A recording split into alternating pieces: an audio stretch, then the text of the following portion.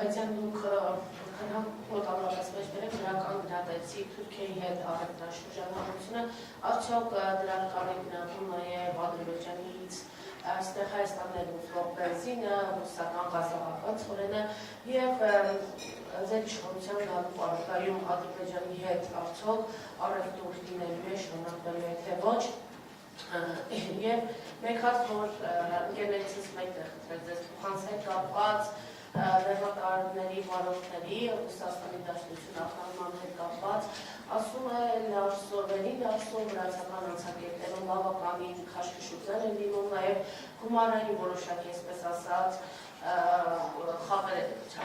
որ ասած լինում, այս հարցերի լուծումը ինչպես է պատկերացնում։ Շնորհակալություն։ Երկիրը ունենում է երկրի վարչապետ և էկոնոմիկայի նախարար, ոչ միայն նրա համար, որ նստեն և տեղում հրամաններ արձակեն իրենց ենթականերին, այլ գնան և բանակցեն հարևան երկրների հետ լավ ռեժիմներով։ Շատ կարևոր է երկրի վարչապետի, որպես տնտեսական բանակցող, ով լինելը։ Եթե երկրի վարչապետը ճիշտ հնարավորություն ունենա բանակցի հարևան երկրների հետ, տնտեսական խոչընդոտներ Հայաստանի համար չի լինելու։ Եթե երկրի վարչապետը հնարավորություն ունենա ու կարողանա, իսկ դուք վստահ եք, որ մեր առաջնորդը դա կարողանալու է ճիշտ պայմանավորվել մեր հարևան և բարեկամ Վրաստանի հետ, մեր մյուս հարևանների հետ, ում հետ այսօր էլ ունենք լավ հարաբերություններ, կարող եք վստահեցնել ձեր ընկերոջը, որ այդպիսի խնդիր չի լինելու, բայց հավելյալ անցակետերում էլ հայկական ապրանքը ունենալու է ավելի արագ անցնելու հնարավորություն, քանի որ պայմանավորվել մենք գիտենք, պայմանավորվել բանակցել, ինձ թվում է բոլորը կարող են վստահ լինել, որ այդ ձևաչափով, տնտեսական բանակցությունների ձևաչափով Սամվել Կարապետյանից լավ բանակցող և պայմանավորվող հնարավոր է Հայաստանում այս պահին չլինի։ Ադրբեջանի հետ կապված։ Ադրբեջանի հետ կապված առևտուրը մի քիչ մտավախություն կա, որը ես արտահայտել եմ։ Նավթի գնումը, բենզինի գնումը պետք է լինի մաս ավելի լայն, ավելի շրջանակային պայմանավորվածության հայ-ադրբեջանական տնտեսական և մյուս հարաբերությունների կարգավորման։ Մենք մեր հարաբերությունները ոչ միայն տնտեսական է, մենք ունենք առաջնային գերիների հարց, առաջնային մեր հայրենիքի այն մարդկանց, ովքեր ցանկանում են վերադառնալ իրենց հայրենիք, իրենց անվտանգության մասը, հասկանում եք ում մասին է խոսքը։ Կան հարցեր Ադրբեջանի հետ։ Նավթը, գազը հնարավոր է իրար հետ աշխատել միայն այն պարագայում, եթե հայկական ապրանքն էլ գնալու է Ադրբեջան։ Իրենք կառնեն մեր ապրանքը նույն քանակությամբ։ Եթե կառնեն, ուրախությամբ կարելի է այո, ինչը։ Ուրեմն անդրադառնամ այդ ցանկին։ Ցանկի մեջ նշվում էր գյուղմթերք։ Հարգելի հայրենակիցներ, Ադրբեջանը տարածաշրջանի ամենաէժան գյուղմթերք արտադրող երկրներից է։ Գազը շատ համարյա անվճար է այդ երկրում, երկու անգամ էժան է։ Երկրորդը Ադրբեջանային իմիշելով ֆոլգա, ալյումինի ֆոլգա էին առաջարկում, կա իմիշելով Սումգայիթի գործարան ալյումինի, որը զբաղվում է ալյումինի ֆոլգայի, այս պարագայում, այս պահին, ալյումինի ֆոլգայի արտադրության պլանավորմամբ, իմիշելով հայտարարել էին իրենք։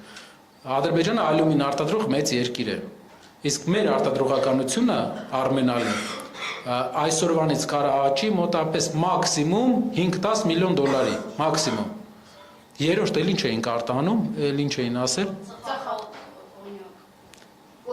Կոնյակի հումք, ոչ թե կոնյակ, իսկ ինչ է դա նշանակում, որ դուք հումքը վաճառում ես հարևան երկրին, իսկ նա այդ հումքով հնարավորություն է ստանում Աղդամում օրինակ, գիտեք, որ այնտեղ ժամանակին եղել է կոնյակի գործարան, Աղդամում լցնել կոնյակ։ Հայաստանի այն ինչ որ իրենք առաջարկել են, դա տնտեսական առումով ինքնարժեքերի ցիկլին շտիրապետող մարդը միայն կարող է հավատալ, որ Ադրբեջանը մեզանից առնելու է գյուղմթերք, ասենք լոլիկը առնելու Ադրբեջանը Հայաստանից, ամբողջ տարածաշրջանը Ադրբեջանն է մատակարարում։ Կամ ընտանիք կենդանիներ կան, որ կարելի է Ուզում եմ նշել, հարաբերությունները հարևան երկրների հետ կարգավորելը արմատական նշանակություն ունի մեզ համար։ բայց այդ հարաբերությունների շրջանակները միակողմանիությունը մեզ դուրս չի գալիս։ Մեզ դուրս չի գալիս, որ մենք առնում ենք միշտ, մենք տալիս ենք միշտ եւ չկա մյուս կողմը։ Դա է հարցը։ Շնորհակալություն։ Պարոն Կարապետյան, երկու հարց, որոնց անդրադարձ չեղավ, թոշակների հարցը, կենսաթոշակների բարձրացրելու է թե ոչ, ինչպես եք պատկերացնում։ Երկրորդ տնտեսական հարցը դա քաղաքացիների վարկային բեռին է վերաբերում, գիտեք, դժգոհություններ կան, մարդիկ ասում են բանկերի տակ ճռվում եք, կներեք եք հենց համայնքահայության համար ու նաև այն, որ բանկերն էլ բարձր եւ թանկ վարկեր են առաջարկում, ինչ քաղաքականություն եք մտցնելու, ինչպես են այդ հարցերը լուծվելու։ Երրորդ հարցը մի փոքր աշխարհաքաղաքական է, բայց էլի տնտեսական։ Հայաստանը մնում է ԵԱՏՄ-ում, այսինքն մեր տնտեսական հարթակը մնալու է ռուսական շուկան, եւ իհարկե ամենայն հարգանքով, բայց շրջեմ մեկ քաղաքական հարց տամ, որովհետեւ այս բոլոր քայլերը կիրականացվեն, եթե մարդիկ իմանան, թե ով է լինելու ձեր վարչապետի թեկնածուն, հաշվի առնելով, որ Սամվել Կարապետյանը եւ քաղաքացիություն ունի, դա խոչընդոտ է։ Առաջի հարցից սկսենք։ Առաջի հարցը կենսաթոշակներ։ Հայաստանում մենք ունենք